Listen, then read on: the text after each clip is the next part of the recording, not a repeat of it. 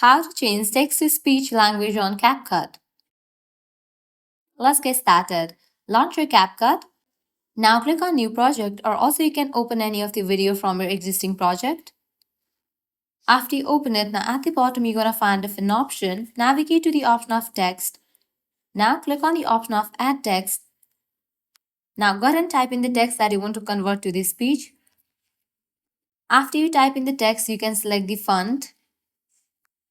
Likewise, you can select the styles, effects, animations for the text.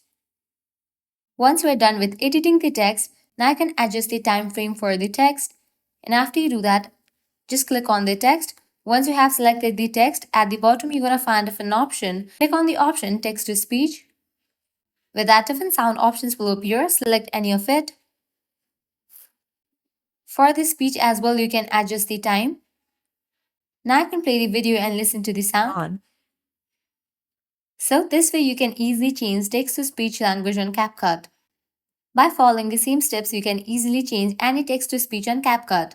If this guide was helpful, don't forget to like, share and subscribe to our channel. Thanks for watching.